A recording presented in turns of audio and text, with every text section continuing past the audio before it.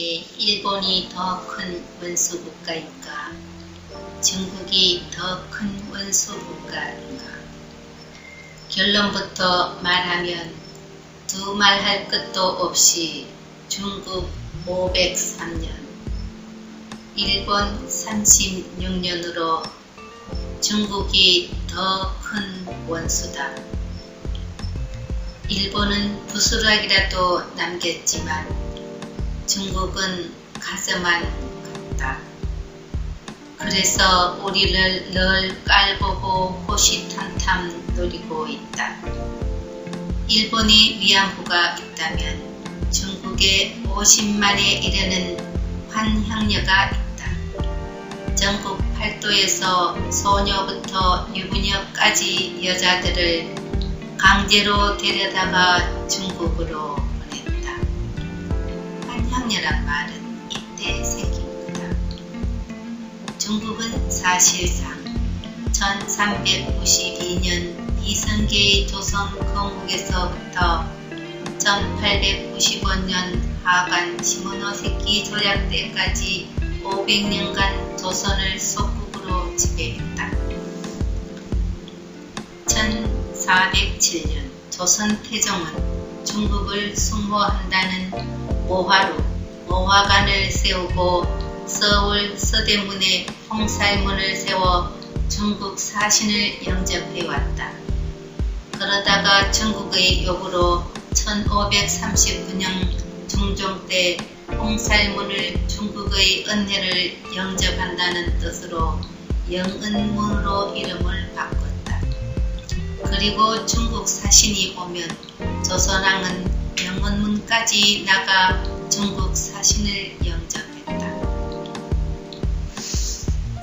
중국 사신과 함께 한양으로 들어올 때에는 조선왕은 중국 사신보다 서열이 낮아 사신보다 앞서가지 못했다. 중국 사신이 한번 뜨면 조선의 산천초목은 떨었다. 시진핑이 트럼프에게 한반도는 중국의 일부였다라고 말해 우리를 분노케 했지만 사실 그들은 500년 이상 그렇게 생각해왔다.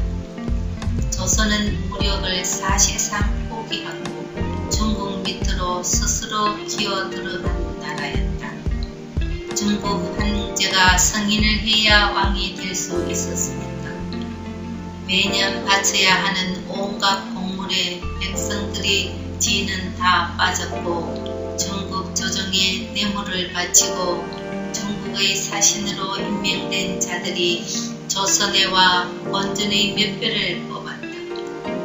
1894년에 발발한 청일전쟁에서 패한 중국이 1895년 4월 17일 일본 시모노세키에서 일본의 2등 방문과 중국 청나라의 이홍장 간에 조인한 조약에서 청국은 조선이 완전한 자주 독립국임을 인정한다라고 선언함으로써 조선은 중국의 500년 지배에서 비로소 독립할 수가 있었다. 그리하여 조선에서는 서대문 모화관을 독립관으로 이름을 바꾸고 중국으로부터의 독립을 기념하기 위해 영흥문 자리에 독립문을 세웠다.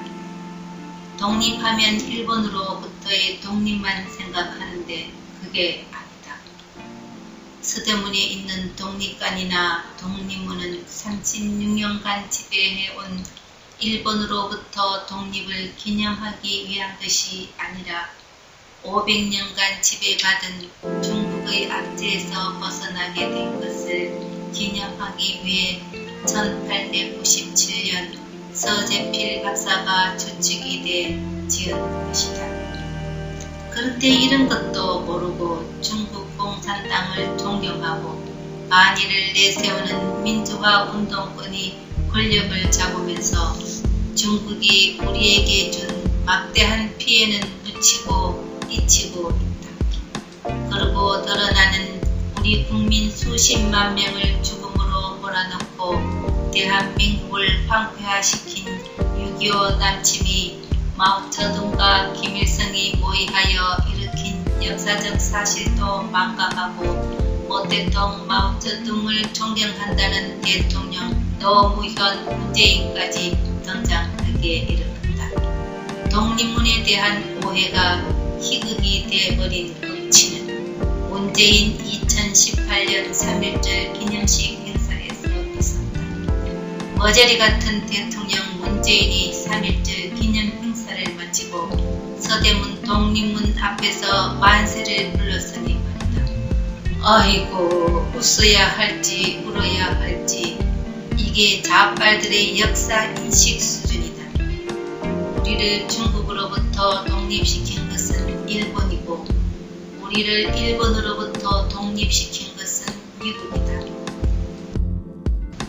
이렇게 볼 때 우리에겐 8.15만 광복절이 아니라 4.17도 광복절이 아니냐며 그러니 둘 다 기념해야 되지 않느냐 라는 말도 하는 이가 있는 것이 아닌가.